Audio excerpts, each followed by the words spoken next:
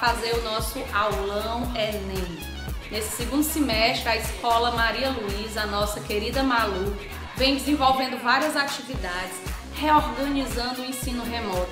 E hoje nós estamos aqui com um aulão especial de linguagens e códigos. A professora Daniele e a professora Jeane hoje vão dar aquela aula show. Se você está se preparando para o Enem, que vai ser em janeiro, bem pertinho, viu, gente? Você não pode perder esse momento de agora.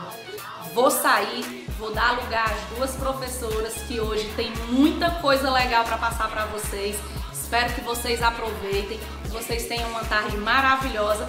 Não esquece, anota tudo, hein? Caderno e caneta na mão e não pisca, não perde nenhum flash, tá ok? Só dica massa pro Enem.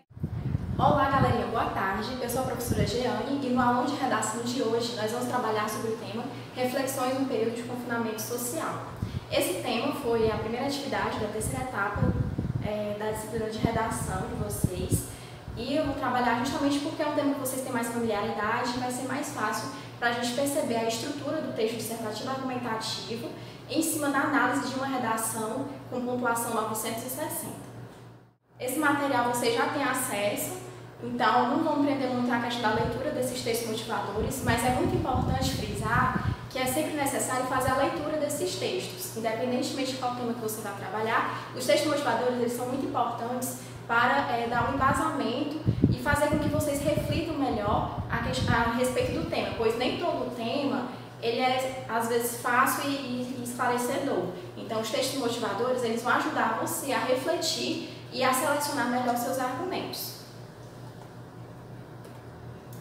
Bom, como eu falei inicialmente, eu trouxe para vocês um modelo de redação nota 960. Nós vamos trabalhar por partes para que vocês vejam melhor como é que é construído a questão da estrutura do texto dissertativo argumentativo. Na introdução, nós temos o seguinte.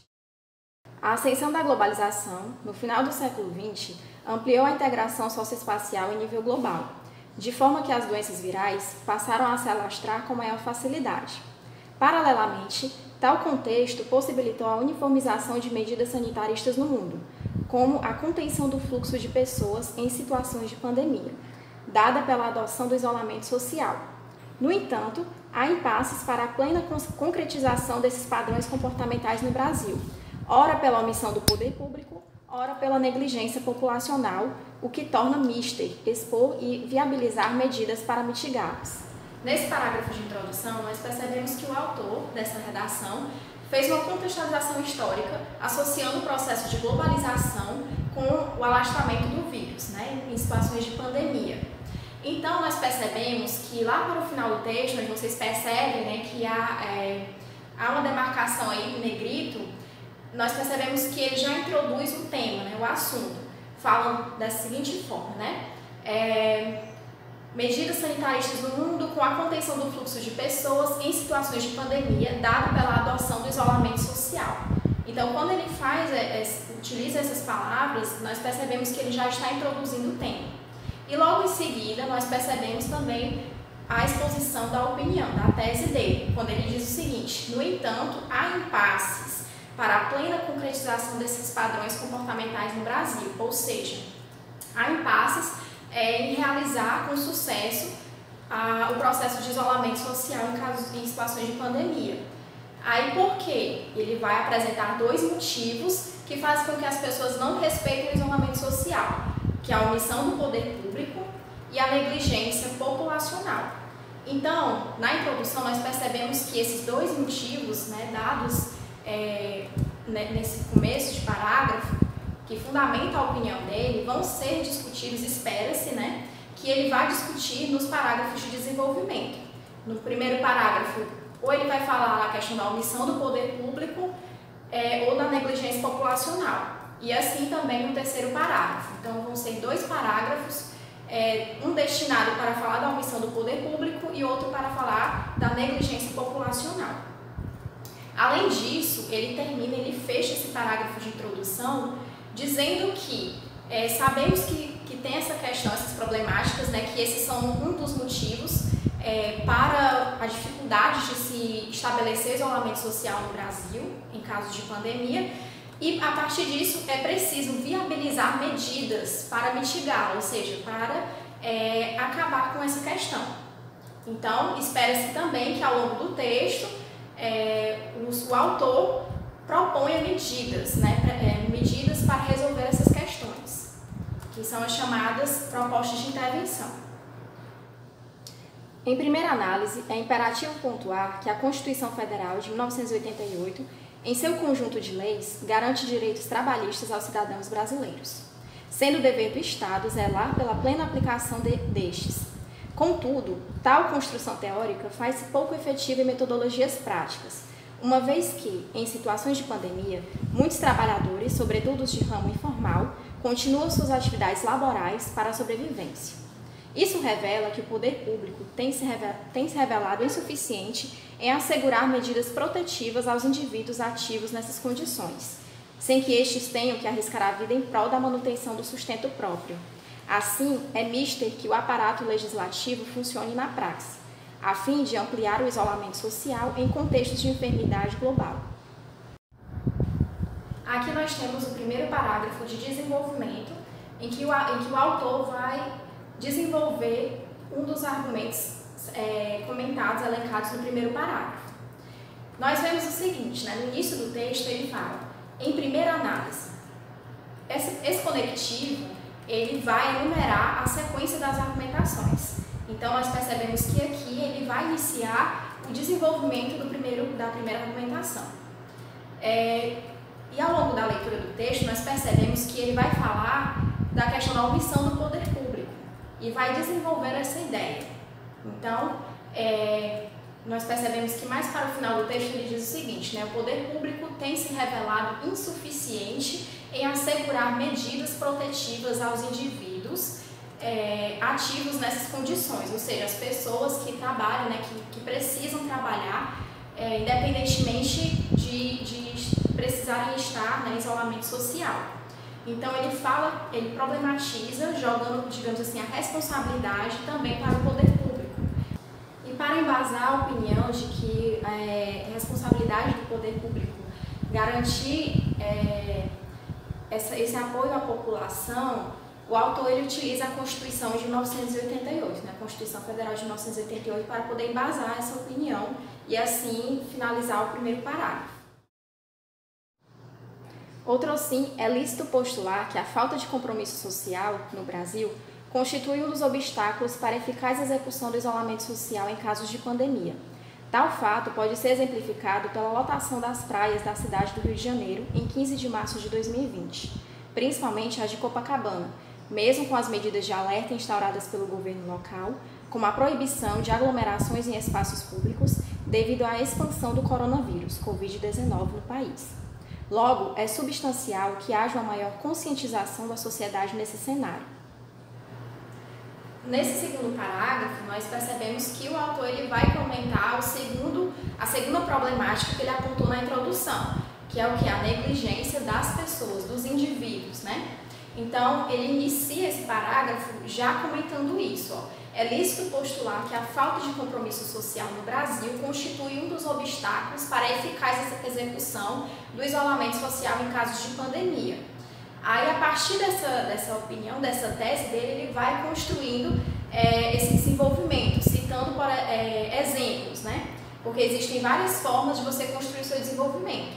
No primeiro parágrafo de argumentação, nós percebemos que o autor ele recorreu à Constituição de 1988 e nesse parágrafo ele vai citar um exemplo, que foi a cidade do Rio de Janeiro, que no dia 15 de março de 2020, apresentou lotação nas praias, ou seja, as pessoas elas estavam desrespeitando o isolamento social, se aglomerando nessas praias do Rio de Janeiro. Então, é a partir desse exemplo que ele vai apoiar a opinião dele, de que as pessoas elas estão sendo negligentes também. Então, a culpa não vai ser só do poder público, mas também dos indivíduos, enquanto sociedade. Em síntese, urge que medidas sejam realizadas para aplacar essa conjuntura.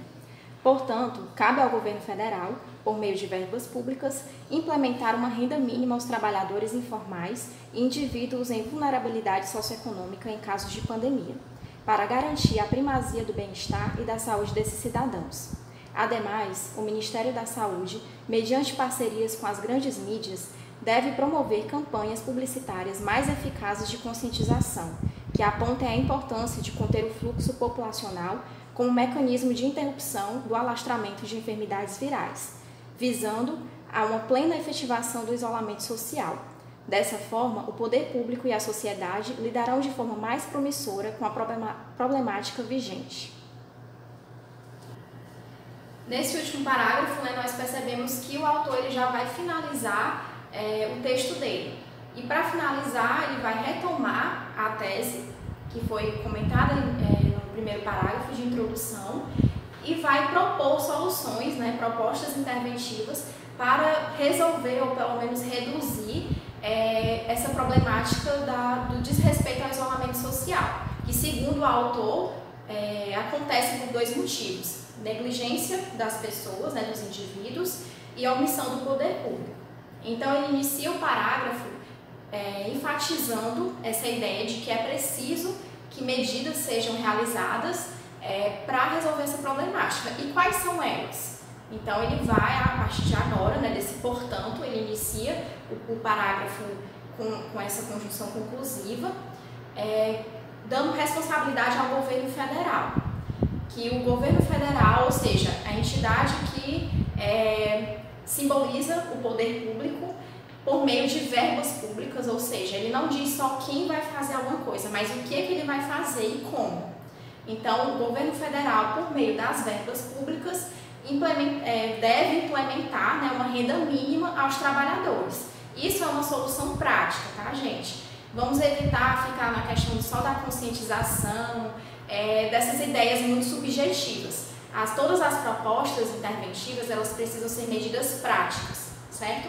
Então, o governo federal, por meio de verbas, deve implementar uma renda mínima aos trabalhadores informais e os indivíduos em vulnerabilidade socioeconômica. Por que ele deve fazer isso? Justamente para reduzir essa questão do trabalho informal, de pessoas que precisam sair das suas casas para poder se arriscar a trabalhar e garantir a sua renda. Então, é uma forma de ajudar as pessoas nesse período de isolamento em que elas precisam estar isoladas socialmente. E a outra medida que ele propõe é de que as mídias, o Ministério da Saúde, que é outra entidade muito importante também, junto com as grandes mídias, devem promover campanhas publicitárias mais eficazes de conscientização. Então, essa proposta ela vai justamente de encontro à segunda problemática que o autor sugere no texto, que é justamente a negligência dos sujeitos, a negligência das pessoas.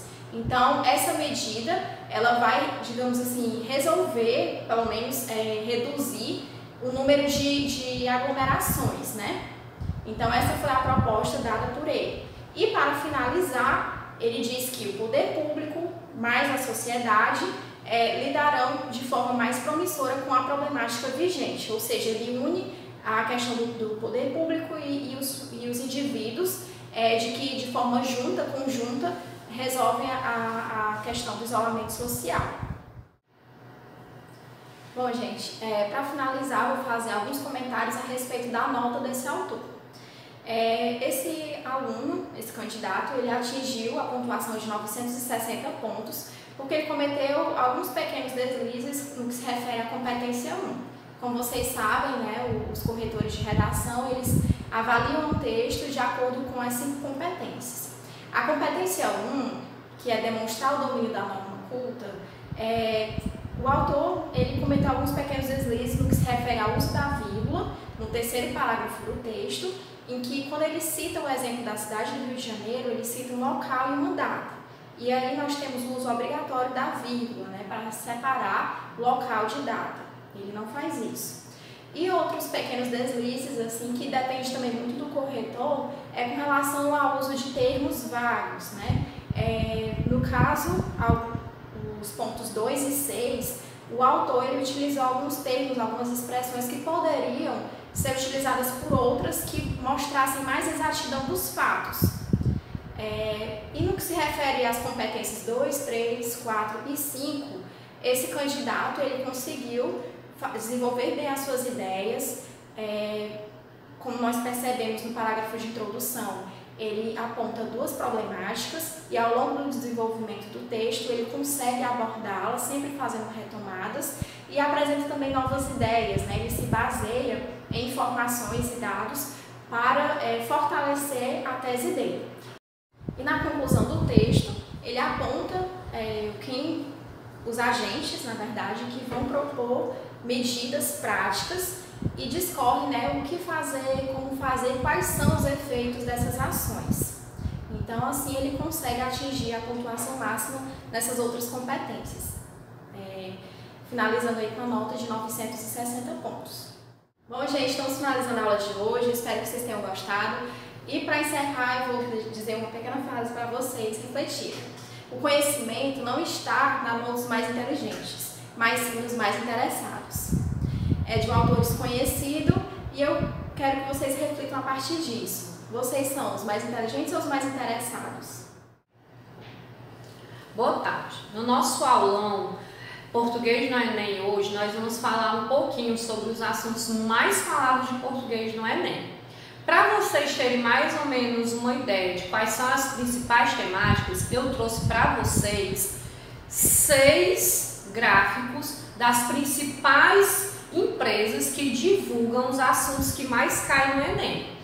Vocês vão perceber que nos gráficos há uma diferença entre os assuntos.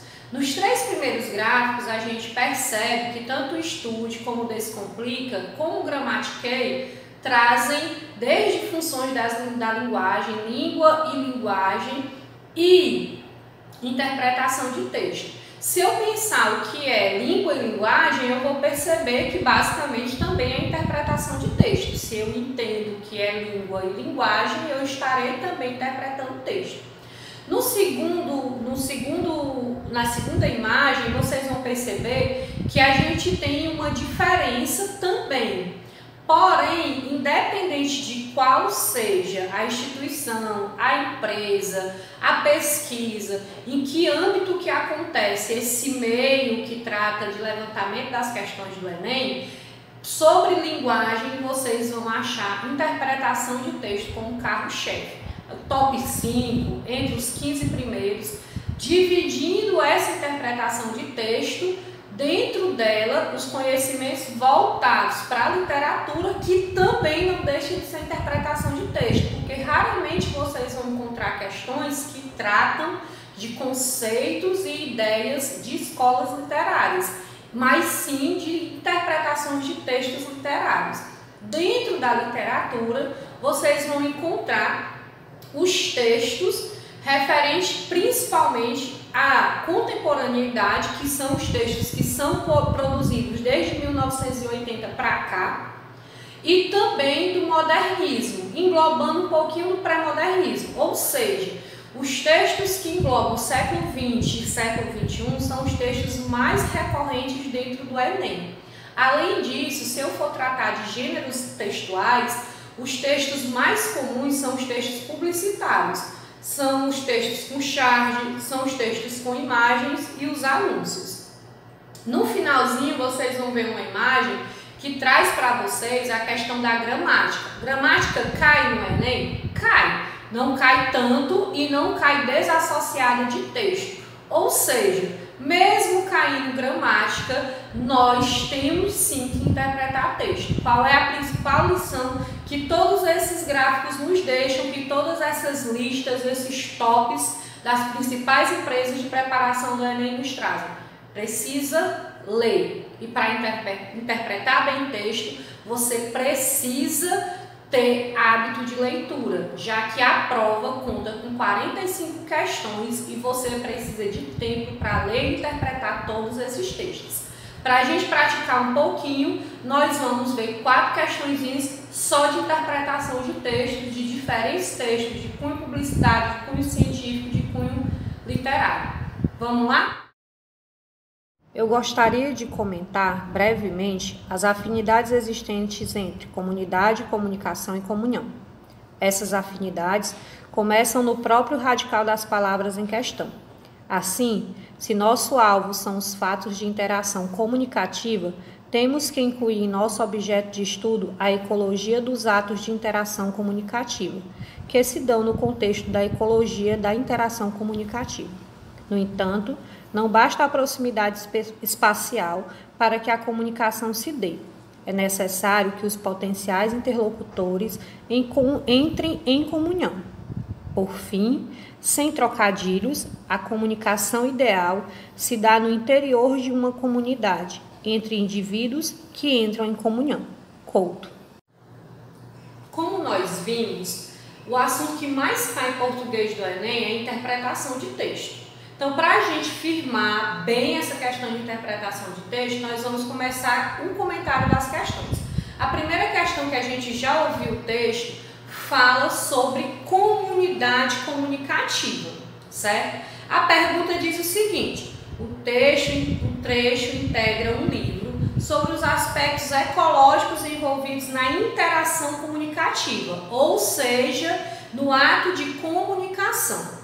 Para convencer o leitor das afinidades entre comunidade, comunicação e comunhão, o autor, se eu volto lá no texto e ele está falando de interação comunicativa, eu vou procurar em que aspecto do texto ele revela essa relação de comunicação.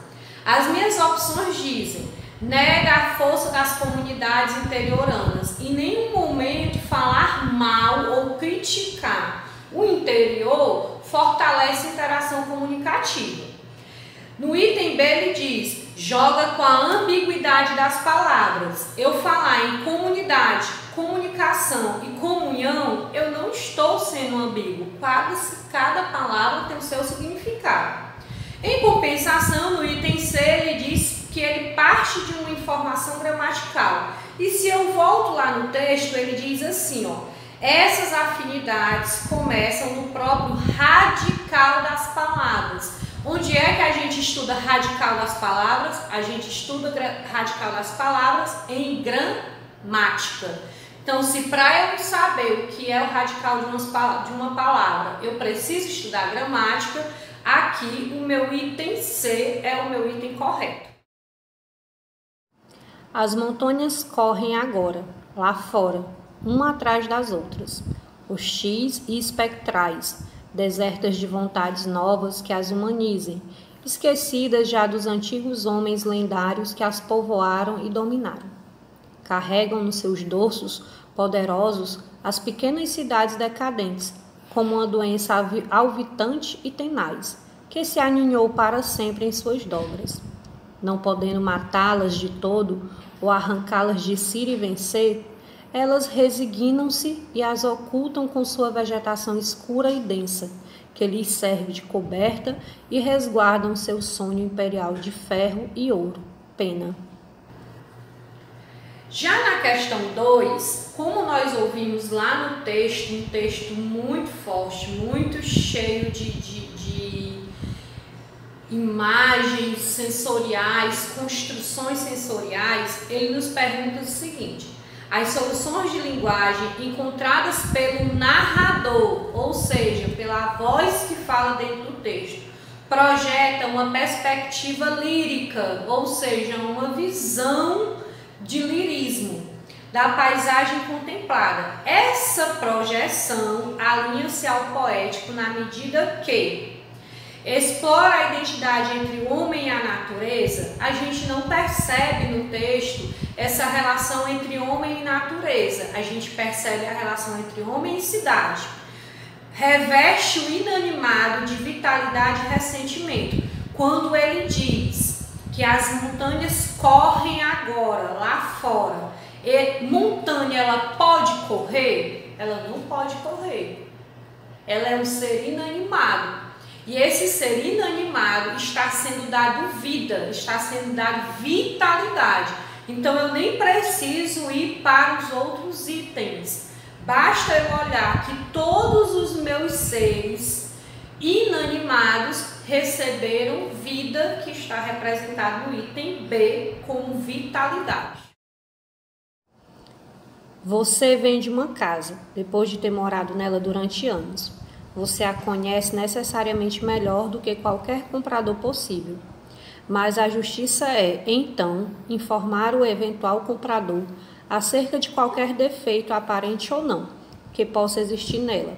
E mesmo, embora a lei não obrigue a tanto, acerca de algum problema com a vizinhança. E, sem dúvida, nem todos nós fazemos isso, nem sempre, nem completamente. Mas quem não vê que seria justo fazê-lo e que somos injustos não o fazendo? A lei pode ordenar essa informação ou ignorar o problema, conforme os casos, mas a justiça sempre manda fazê-lo. Dir-se-á que seria difícil, com tais exigências, ou pouco vantajoso vender casas. Pode ser. Mas onde se viu a justiça ser fácil ou vantajosa? Só o é para quem a recebe ou dela se beneficia, e melhor para ele. Mas só é uma virtude em quem a pratica ou a faz. Devemos então renunciar nosso próprio interesse? Claro que não, mas devemos submetê-lo à justiça e não o contrário. Senão, contente-se com ser rico e não tente ainda por cima ser justo. Conte Spoivale. Nessa questão, o texto ele traz uma mistura, uma percepção de venda misturada à perspectiva poética. E aí ele pergunta assim, no processo de convencimento do leitor, o autor desse texto defende a ideia de quê? O que é que eu vou procurar aqui?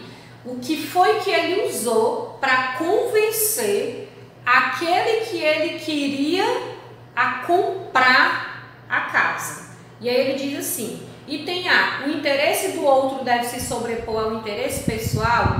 Em nenhum momento ele coloca isso. Na verdade, ele coloca o contrário, que o teu interesse pessoal está acima do outro. A atividade comercial lucrativa é incompatível com a justiça? De jeito nenhum. Na frase da terceira linha ele diz, mas a justiça é informar o eventual comprador acerca de qualquer defeito. Ele está falando daquilo que é direito, ele não está dizendo que o lucro é contra a justiça. A criação de lei se pauta por princípios da justiça? Será? Em algum momento ele coloca isso? Tanto que ele coloca que se tiver algum problema com a vizinhança, você procure a justiça. Mas não necessariamente ele fala como que a justiça é pautada. Então eu não tenho como justificar o item C. Já o item D, ele diz, o impulso para a justiça é inerente ao homem. Na verdade, no texto ele diz que o homem busca a vantagem. Então nós não somos impulsionados à justiça. Nos sobra o item E, que diz que a prática da justiça pressupõe o bem comum.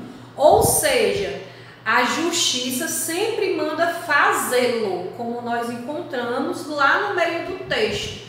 Isso quer dizer que dentro do texto ele defende a ideia que mesmo que eu tenha o meu lado pessoal, que mesmo que eu tenha problemas comunitários, eu preciso pensar que a justiça considera o bem comum, sem olhar individualmente ninguém. Como a percepção do tempo muda de acordo com a língua. Línguas diferentes descrevem o tempo de maneiras distintas, e as palavras usadas para falar sobre ele moldam nossa percepção de sua passagem. O estudo distorção temporal orfiana, representando duração por meio da ampulheta da língua, publicado no jornal da APA, Associação Americana de Psicologia, mostra que conceitos abstratos, como a percepção da duração do tempo, não são universais. Os autores não só verificam uma mudança da percepção temporal conforme a língua falada, como observaram que a transição de uma língua para outra por um mesmo indivíduo modificava sua estimativa de uma duração de tempo. Isso implica que visões diferentes de tempo convivem no cérebro de um indivíduo bilíngue.